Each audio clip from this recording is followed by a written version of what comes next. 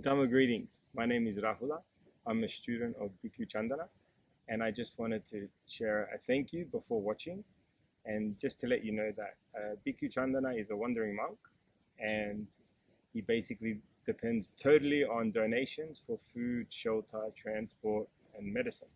So if you find this video beneficial and it's fruitful in your life, a dana or donation would be greatly, greatly appreciated. So enjoy.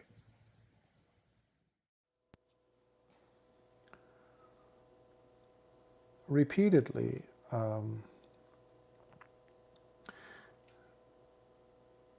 I notice, especially recently, it's been happening where many have been reaching out, perhaps because of the interviews or talks I've given, or the sutta discussions I do, or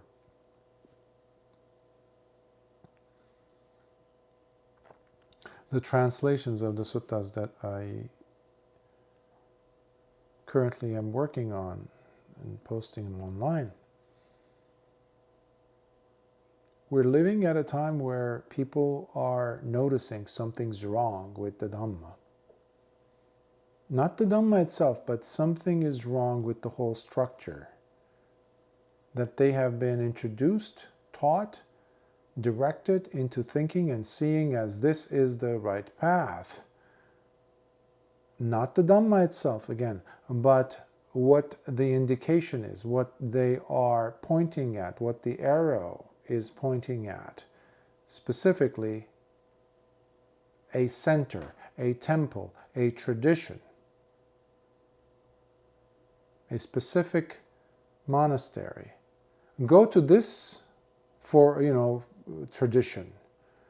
This tradition is better. This is more authentic than the other ones over there. I've actually heard Thai forest monks mention that, Westerners,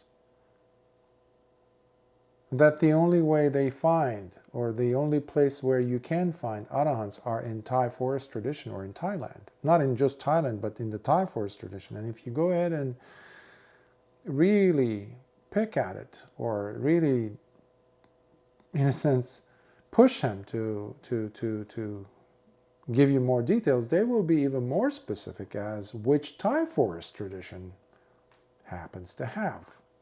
This is all nonsense. Absolute nonsense. You had the same attitude in Sri Lanka. Individuals who were saying, oh, you can only find it here, in this temple, in this tradition. Equally ludicrous. People in Burma, the same. But the Arahants are quietly dwelling in their huts, be it in Thailand, be it in Burma, be it in Sri Lanka, be it in America, or other places. Why? What feeds the Arahant? What feeds the noble disciple?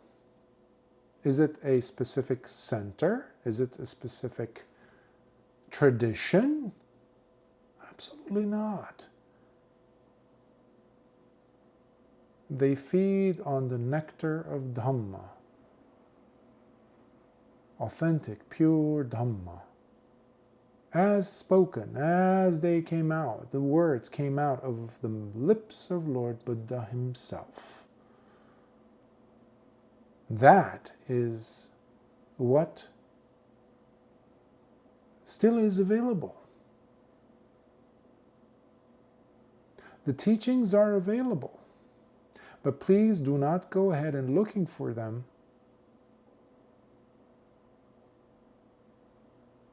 in a futile effort, trying to convince yourself this is where it is. The Dhamma is alive with this teacher over there at this temple. Look how many followers, look how many monks there are.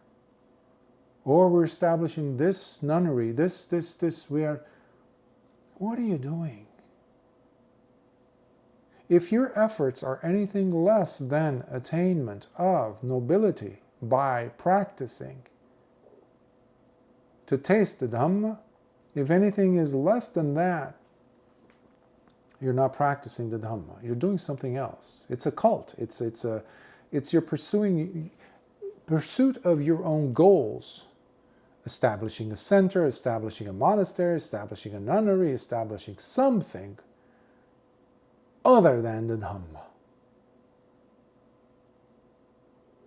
Our teacher is the Dhamma. You find your path through the suttas. Please stop looking for them in a particular teacher, a particular ajahn or teacher, a monk, and this and that. You will not find them there, okay? No arahant is going to display himself or herself, flaunt around her nobility so they can grab attention. They can grab supporters. No arahant goes out looking for a nunnery, a monastery to build. Okay? That's the least of their concern. They're not interested in any of that. And you will definitely not find them being surrounded by so many people. Anyone who declares their arahantship to the public, massive public, so that they could get more support. Well, we have rules against that, of course, because most people don't know this, unless they're a monastic or have been studying the Vinaya. But the rules were set to stop us from declaring, if the person, if the monastic, if the monk has truly, genuinely attained any supramundane state, any sublime, excellent, exquisite state,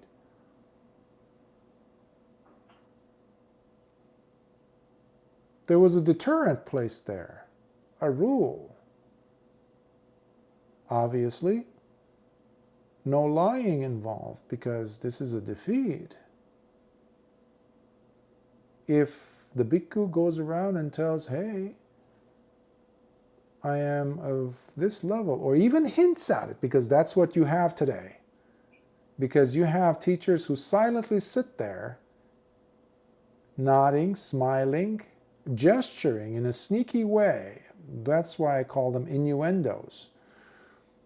When their students are under the impression and the assumption, the false speculation, which Lord Buddha was adamantly against, by the way, thinking that, oh, my teacher is an arahant, he must be an arahant. You have tons and tons and tons of people thinking that most of their teachers, like in the Thai forest tradition, have to be arahants. They're not. Supporters. I come across several of them while I was in Asia last year. Oh, my ajahn is so-and-so, my ajahn, he's an arahant. Okay, let's say he is. So what? Why are you telling me this?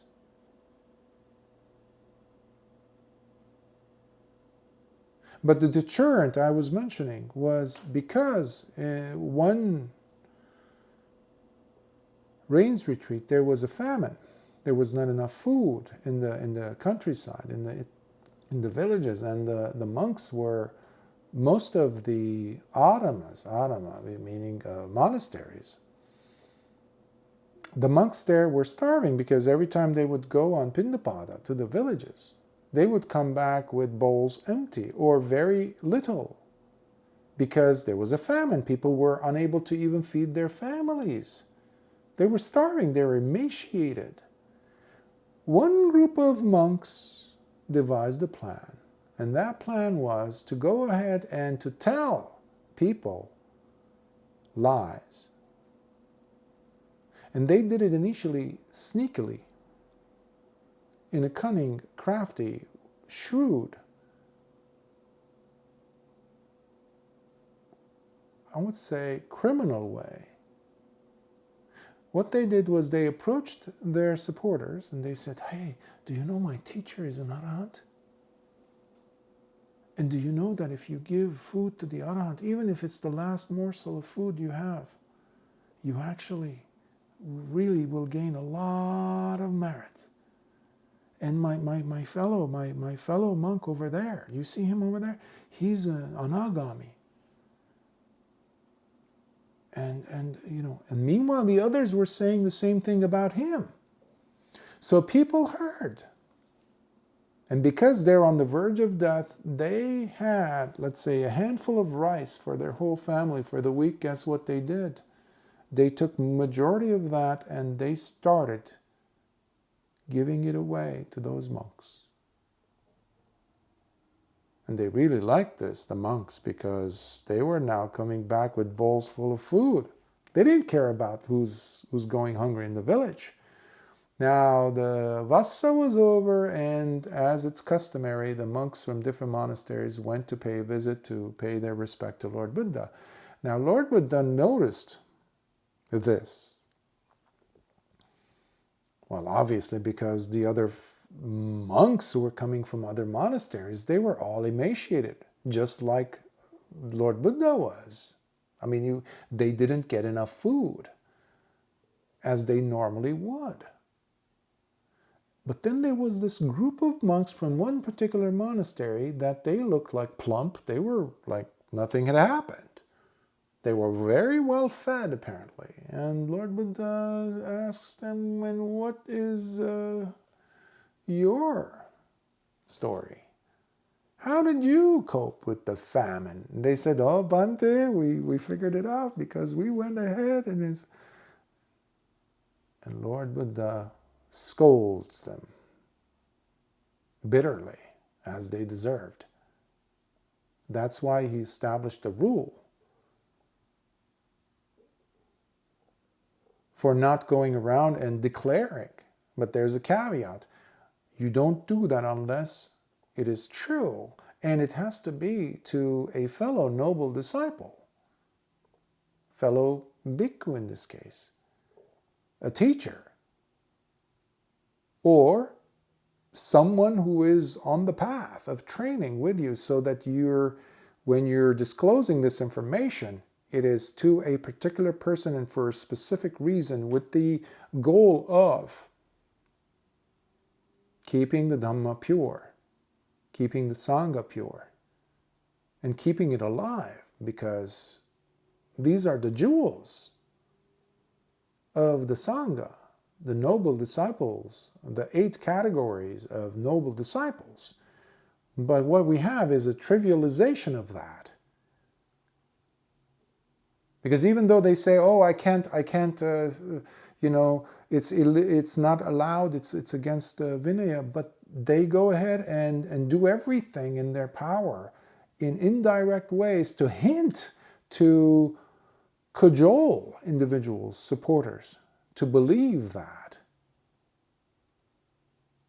Everybody has a stupa nowadays. Every monk who dies apparently has a stupa. We have rules in that. We have clear instructions in the suttas. In the Anguttara Nikaya, some time ago, I translated a few suttas. One of them, those suttas were dealing with as to who deserves to have a chaitya, who deserves to have a stupa built.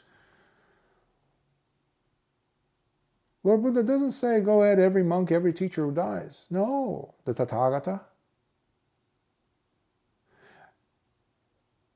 A disciple of the Tathagata who is an arahant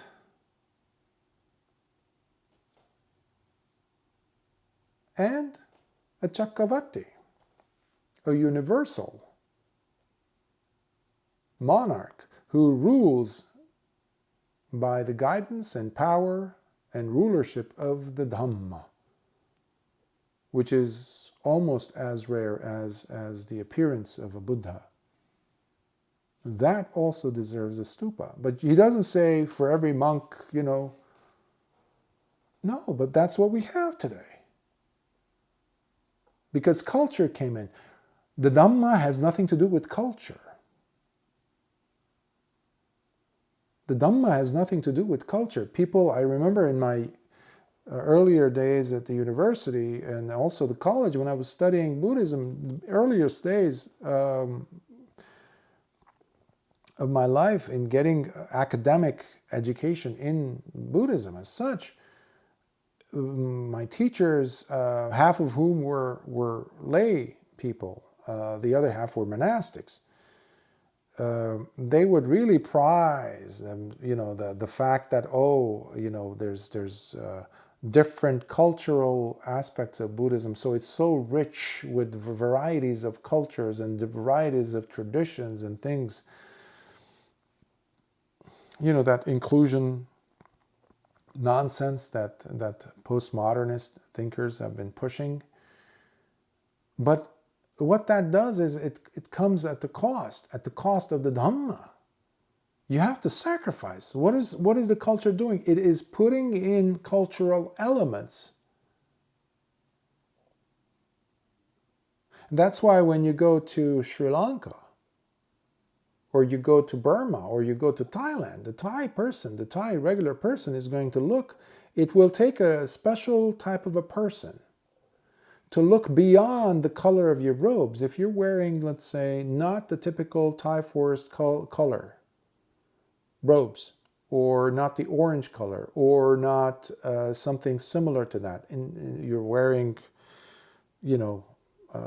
maroon colored robes, that's different. Or if you're wearing brown, let's say, or if you're wearing red, that's like, or your skin color is different, or you're not doing things the way they're expecting you to. Because that's what they have been expecting, the Dhamma to be packaged in, presented to them by. Because of whom? Because of their teachers and teachers' teachers and teachers' teachers' teachers. Not the Dhamma. Because every culture has been pushing their own version of the Dhamma, leaving the Dhamma behind. So it's become very ethnic. This is not an Asian thing either, because majority of the Western Theravadan centers, traditions, it's a jumbled up mix of different things that some people who've gathered there want to make their own version. And that's also ethnicity. That's also putting it your own cultural nuances and spin to it. Again, you're polluting the Dhamma. That takes us back again to the suttas. So, why the suttas? Because that's where we find the purest form. Don't look for the Dhamma in some Theravada temple and monastery. You will not find it there. I'm a Theravadan Buddhist monk. I'm a bhikkhu. And I'm telling you this after having been drenched in the Dhamma, in the training of it, and surrounded by bhikkhus and monastics in all of the Buddhist traditions, but specifically the Theravada, for the majority of my life. And I am telling you, do not go looking for it at one particular center or a monastery or one tradition, including the Theravada, to find the Dhamma there, because you will not. In fact, I was mentioning to a student the other day that, in a sense, there is no difference between a Christian monastery, a Christian center, and a Buddhist one. The only difference is that you will find texts that have the suttas there. That's the only advantage, I would say. But the other stuff, the behavioral, the jealousies, this, that, the being stuck blindly to one particular way of doing things and forgetting the source, the teaching that comes from Lord Buddha, leaving it out, and people are simply worshipping the words of their teachers. That's why you have people writing their teacher's biography, I don't know, thousands of pages long, and they don't know much about Lord Buddha's life.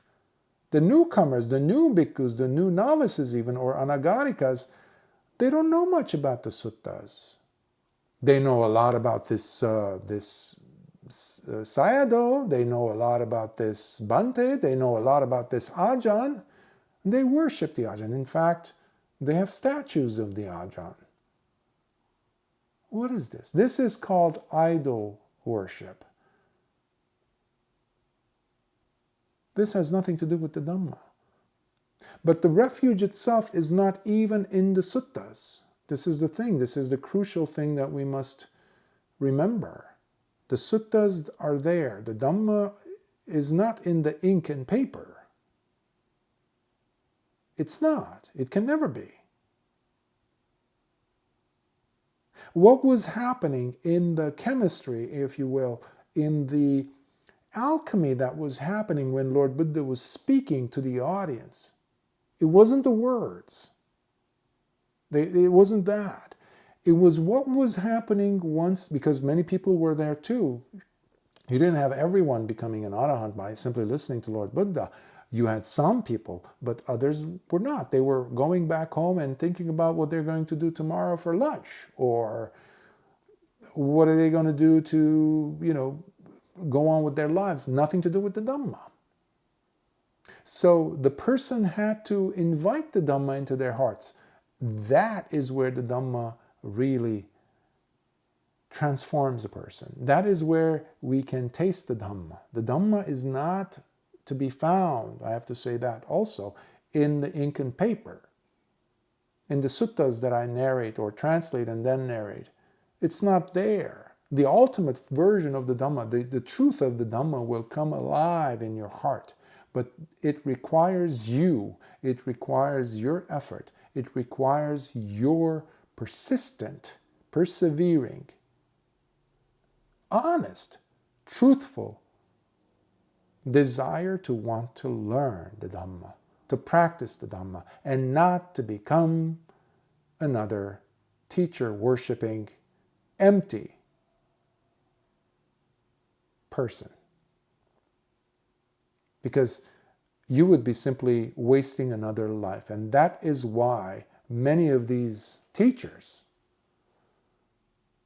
do not realize how much of a karmic burden they are carrying or will be carrying.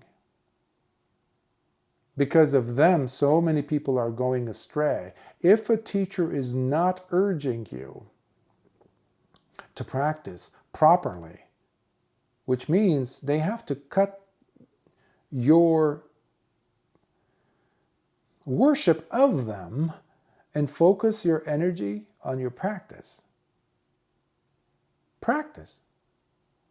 Studying the suttas. Stop being mesmerized by the teacher and what they represent, how amazing they are, whatever. And bring up the sense of samvega, the urgency in you to realize this is my life. I could lose it any moment. Something could happen and maybe I will lose my health and I won't be able to sit or do walking meditation or even ponder properly or process, reflect, because something might happen with my brain and I won't be able to contemplate the principles taught by Lord Buddha. So now I can. Let me focus my energy on that.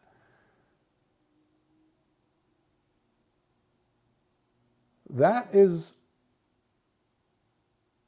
a major cause, a reason for there not to be any arahants in these centers and monasteries, in your neighborhood monastery, in your neighborhood center, or even in the far-off monastery, wealthy, statues all over the place, multi-million-dollar facility. None of that.